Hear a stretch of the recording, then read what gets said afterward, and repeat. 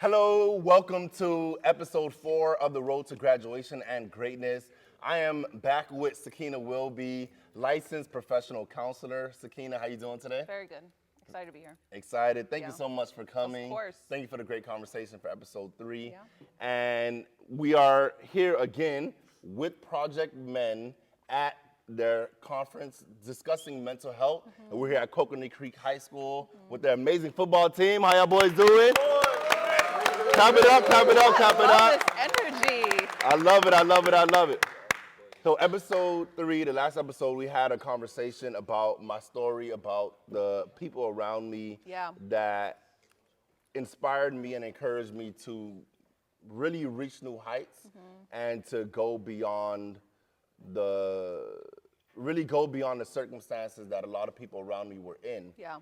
And we had a brief discussion about my journey after I dropped out of college and went back to college.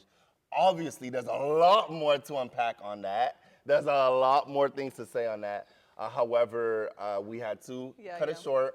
And this time, we're going to continue the conversation, but this time, it won't just be between me and you. It'll be between these great gentlemen that's here in the audience as well.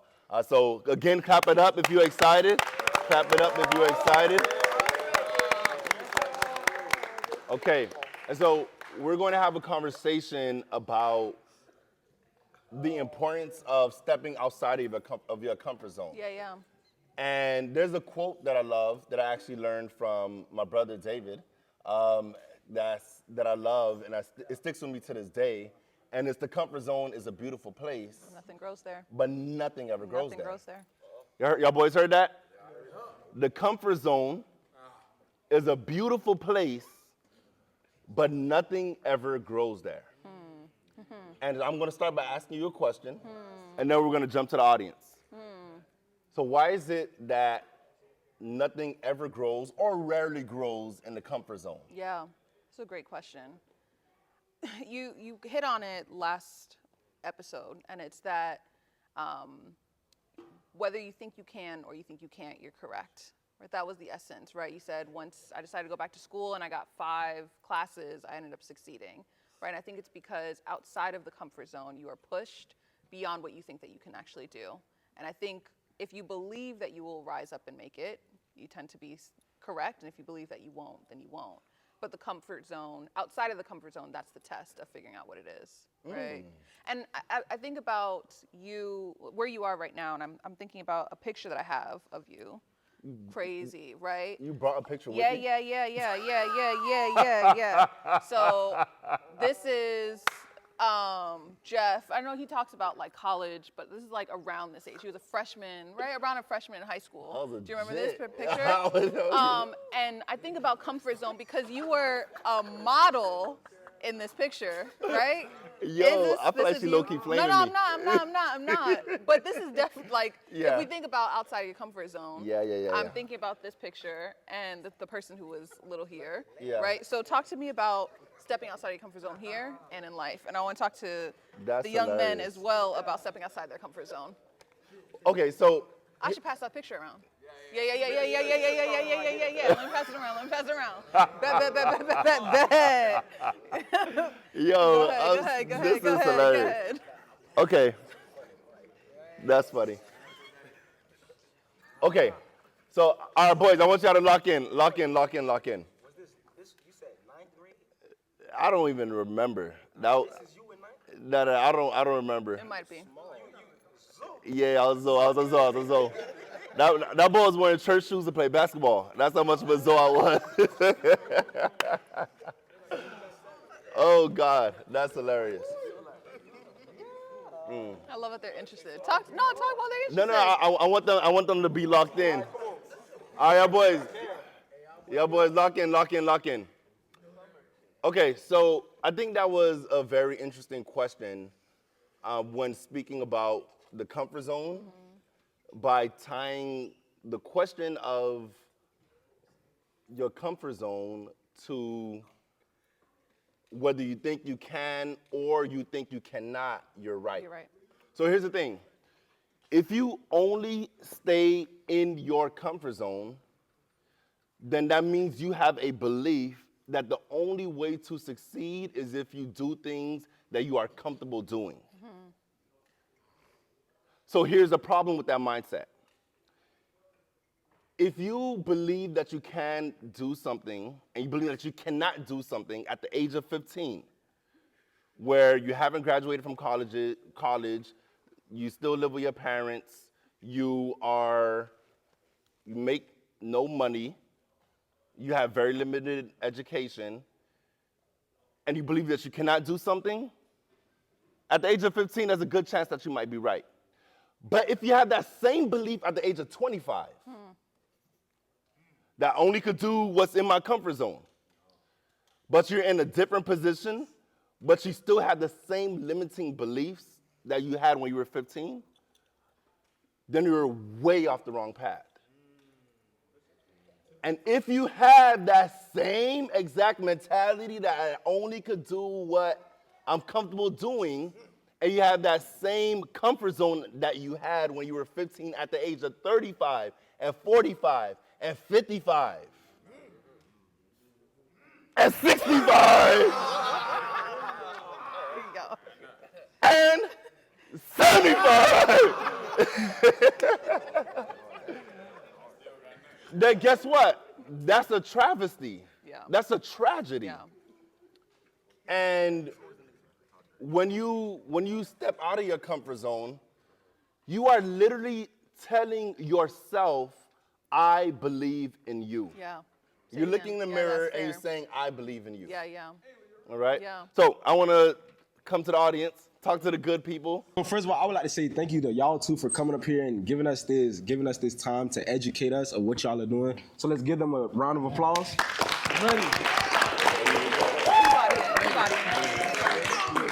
All right. So my first question to you is: so I see that you're a outspoken person with a high volume. So were you like this as a child, or did you have to, as you say, what was the topic that you just used about? Did you have to step out your comfort zone and get outspoken, or were you always an outspoken person? Great question. That's a good question. Yeah. The short answer, actually, my brother is here. Do you want to answer that? Was I like that as a kid? How was I as a kid? I haven't answered this question, but I'm just curious to know from your perspective. Yeah, outspoken, extroverted. I would say so. I think you wanted to be a preacher. That's cap. cap. That's cap. All right. No, I mean, because you remember the video with you and Nadia, and you were like reciting a sermon or something like that. So I think just for some context, our dad was a pastor, and so we always saw him preaching at the front of the stage, and so that inspired us to be better communicators. So I think, if anything, going back to the topic of you can't be what you can't see, we saw our dad communicating every Sunday, and so that's what it pretty much rubbed off on us. So Okay, that's in an a interesting sense- answer. in a sense, you were destined for this. Interesting. Interesting. So that's very interesting because I never felt destined to do what I'm doing now. So I'm trying to remember if as a kid, if I was super outspoken, because I know as an adult, when I first started speaking in public, I wasn't good at it. And I was extremely nervous, very afraid. Like, for example, today, I wasn't nervous at all coming in front of you. But I know as an adult, when I first started speaking, I was extremely nervous to do what I'm doing now. And so there's a difference between being able to be outgoing one-on-one in one-on-one relationships and conversations as a different thing coming on stage and having a conversation and looking everyone in the eyes, especially strangers. And as a kid, I definitely didn't have that confidence because my grammar was always bad. I spoke with this Haitian accent that none of my siblings had, but I remember one of my mom's friends came to the house and said I need accent reduction therapy, That's crazy. which was crazy. That's crazy. They said I need accent reduction therapy, so I had this insecurity, and being up here now is the perfect example of not being in my comfort zone. Like, right now, I'm in my comfort zone because my zone grew exponentially. But initially, I was deeply uncomfortable doing what I'm doing now. Now, here's the thing. Next week, the day before Haitian Flag Day, I'm going on a plane and I'm flying to Poland.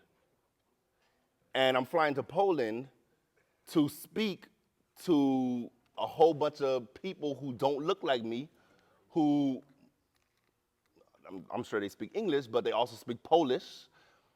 They're in a completely different country that they have a completely different culture and experience than I have. And so that's another level of a comfort zone that I'm not in right now. So it will be uncomfortable going over there. And so there's a constant expansion that I need to do as an adult, as a human, as someone who wants to succeed in life. I'm constantly expanding my comfort zone by stepping outside of it. I hope that answers your question. Yes, and I also have a question for you. So Yeah. in the first episode, to be clear, you said that you were from Texas, right? I lived in Texas. You lived in Texas, Yeah. and then you moved to Orlando to go to college for UCF for health, right? So how was that? So how was that transition? Cause about the comfort. So how was Yeah. that transition? I feel like I've been moving around a lot. So I originally was born in New York, moved to South Florida, moved to Orlando, lived in Texas. So I moved around a lot. And I think the idea that your comfort zone expands as you have to do a new hard thing is very fair. And I think for me, even though I knew it was going to be really hard, I locked in on why or what new exciting thing was going to happen. So that like, you're always going to be nervous doing something new, right? And I think the biggest part of doing something that's really hard or that makes it feel nerve-wracking is figuring out why am I doing the thing that I'm doing to begin with. And so I liked new experiences. I knew that I wanted to be around different people. I knew that I wanted to get out of my mama's house. And so that became my why. So I was able to, I don't know, do the hard thing because it was, I don't know, more exciting, or I was more excited than I was scared. And I think that's usually what propels people to do the hard thing, right? Because outside, like the prerequisite to courage is fear.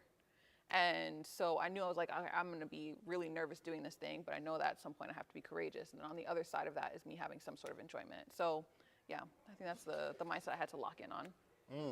Yeah. I like how she said that. She said on the other side of being courageous was enjoyment, but before you have to be courageous, you also have to experience some level of fear. And sometimes in our generation, we try to have enjoyment before we have courage. We try to have enjoyment before we even experience fear. We don't even want to experience the fear.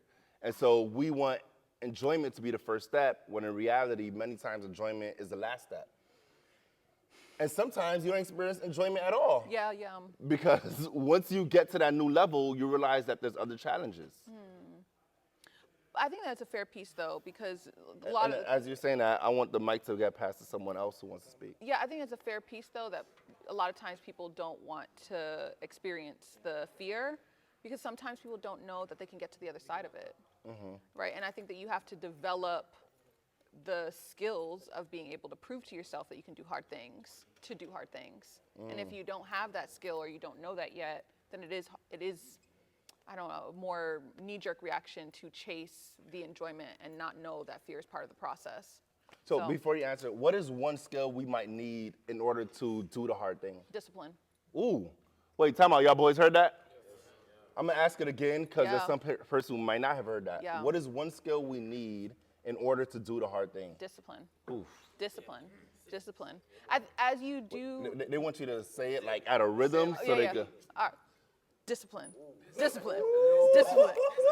Hey, discipline. All right, go ahead. So, you said you went from 2 classes to 5 classes, right? What was the mindset change going from 2 to 5? You want me to keep it a buck? All right. I didn't have ChatGPT. I wish I did. Let me stop. All right, so he asked, what was the mindset change going from 2 classes to 5 classes? So around that time, I was in a relationship, and the girl I was in a relationship with, she said that we can't get married unless I get a college degree. You like, I like where her head's at. That was the motivating factor. Legit, that was the mentality. That's Wasn't why. you. That's why I said, all right, I gotta lock in, and I'm gotta take more classes so I could graduate faster. No, we didn't. We broke up. That's So- crazy. So this is, let's, That's crazy. that's another episode. That's another episode. But look, but I want y'all to peep something. I want y'all to peep something. So the mentality, the reason why I started taking a whole bunch of classes was because I wanted to get married. But the second semester that I was taking 6 classes, 18 credits, we broke up, like within a month of starting that semester. But to your point that you made about discipline, I already had a goal in mind. Yeah. I already had a finish line that I wanted to cross. I was already in the middle of a battle. And I said, I'm going to remain disciplined. I'm going to stay on the right track, because then I was no longer trying to graduate for her or for a marriage or relationship, but I was doing it for myself at that point. And honestly, that's more important, more critical than doing it for anyone else. Yeah. Yeah. All right? Follow-up question? And then, since you said she broke up with you in the middle, you taking your classes, right? So, like, at any point, did you think about going back to 2 classes? No, I didn't, because I was doing well. You knew you could do it. Because I didn't know I had the ability to take 5, 6 classes and do well. She was the boost that I needed. But then once I had that boost, I was like, oh, I already had it in me the entire time. She just brought the beast out. That's right. That's right. And look, and my goal in this conversation is to do what? Bring the beast out. It's to bring the beast out of you. So I want y'all to say, I got a beast in me. Say, I got a beast in me. Say, I got a beast in me. All right. All right. I ain't gonna lie, you OD'd on questions though. One more, this is my All last right, one. all right. All right, go ahead. Shit. So you know how we are all young men here. Y'all boys, lock in. So you know how we are all young men here, and as the time is approaching, it is eventually time for us to move out of our parents' house and be on to make our own journey and make our parents proud. So as we show the world, go out into the world, what is the way? What helps you go into the world? What helps you stay motivated and not be depressed and keep your head lifted? What helped you? Question for me? Yeah, that question. So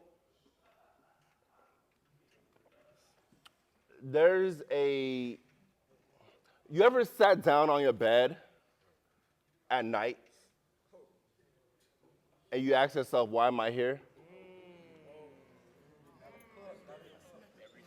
I love this. Like, you ever sat down by yourself and you're like, why am I even here? What's your purpose? Like, what's the purpose? What's the reason that I'm here? Because at one point, you didn't exist.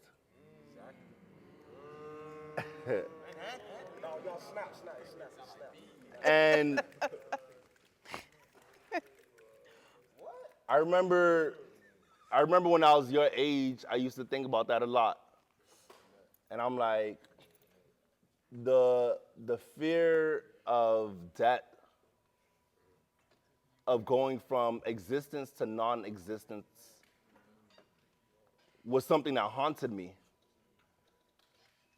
Because I would ask myself, if I had the privilege to live, if I have the privilege to breathe, if I have the privilege to think and to have an opinion and to exist in this world, what am I going to do with my breath?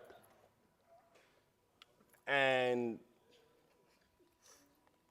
this is not a surprise to any of you, but there's a lot of people in this world that's suffering. There's a lot of people in this world with very deep insecurities. I know I was one of them, and I'm still one of them. We all have things about ourselves that we don't want people to know. We have things that we're afraid of that we'll never say out loud because we know people will laugh at us. We have doubts about our own future.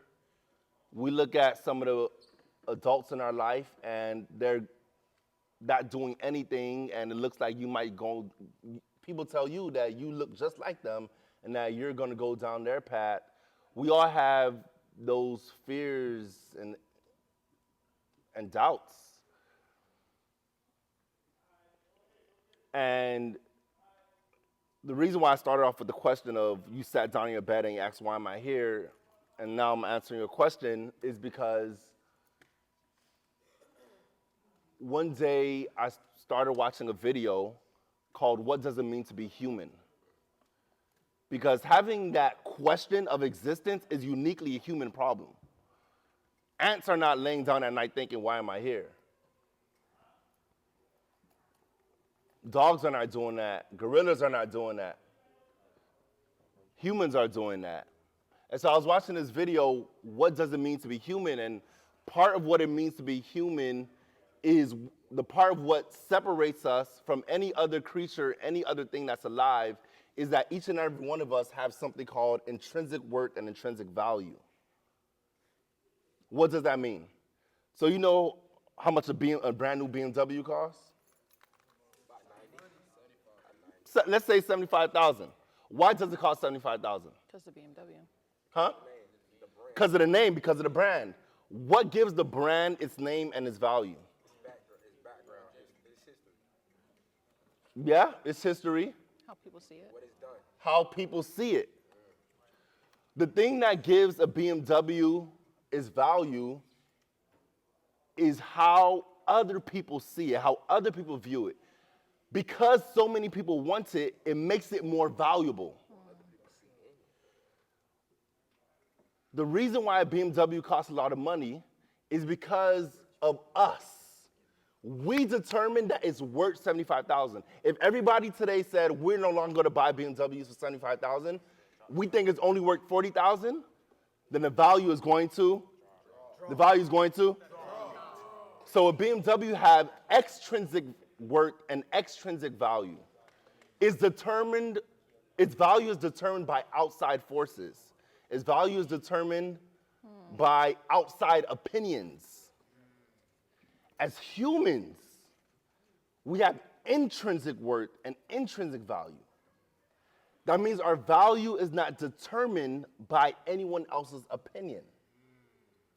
Our value is not determined by how other people see us. Our value is not determined by whether people or not think that you are a great person. And so you, as a human, that's what makes you human, is the fact that you have intrinsic worth and intrinsic value. And when I learned that I'm already valuable,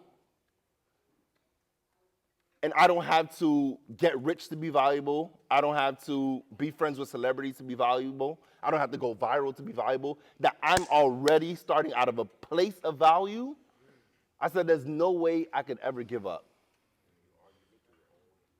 There's no way I could ever give up. Because there's a puzzle in the world, and there's no other piece that fits that puzzle except for me.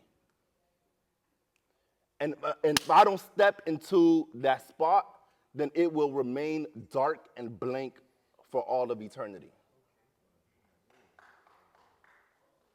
Someone hearing you in the back.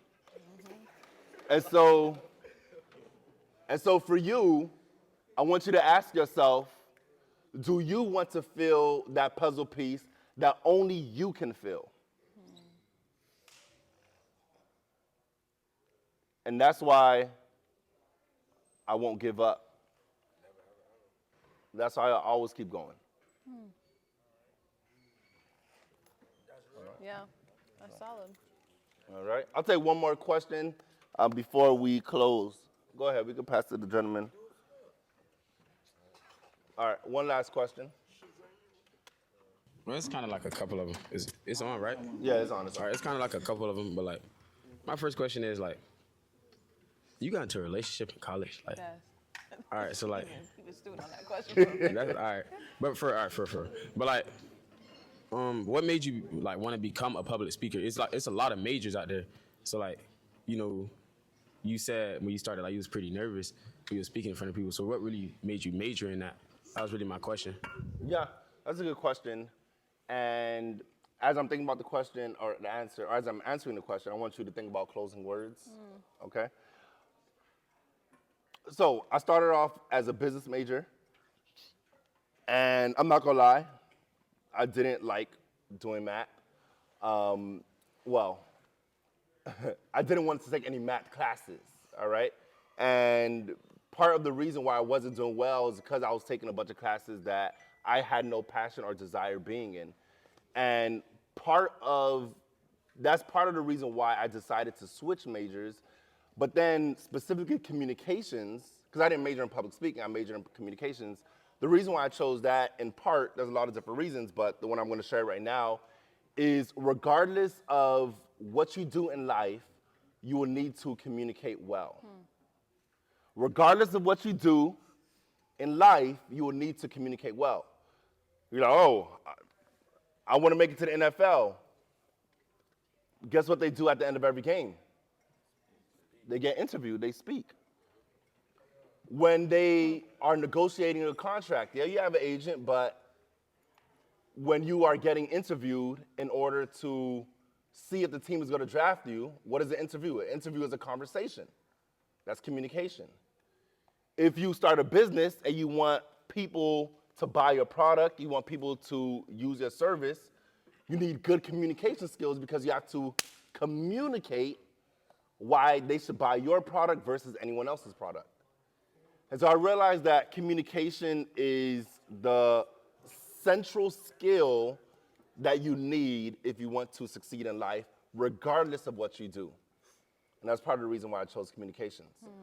And now as public speaking, why I decided to become a public speaker is because of exactly what I was just sharing with understanding intrinsic worth and intrinsic value. I realized that that message, that truth, is deeply important for the world to know.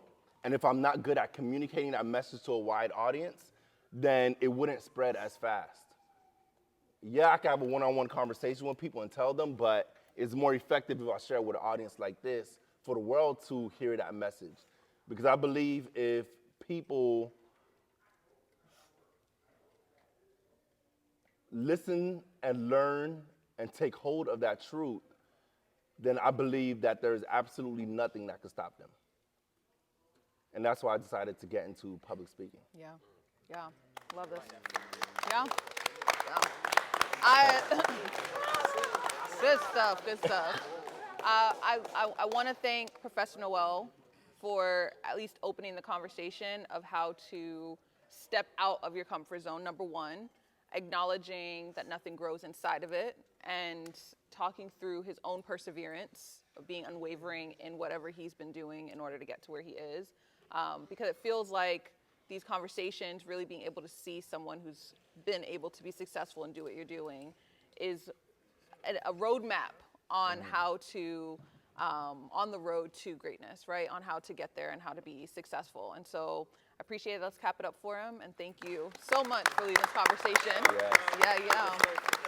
Well, look, thank you so much for watching. Thank you for listening. Can we give Coconut Creek High a round of applause? Clap it up. All right. The football team. All right. Specifically. Love this. Thank you so much for watching. I encourage you to like, share, subscribe, hit the notification bell to see when else we are doing more videos. I encourage you to share this with someone who you believe should hear this message. Yeah. And I will see you when you cross the stage. Love this. Thank you so much. Yeah.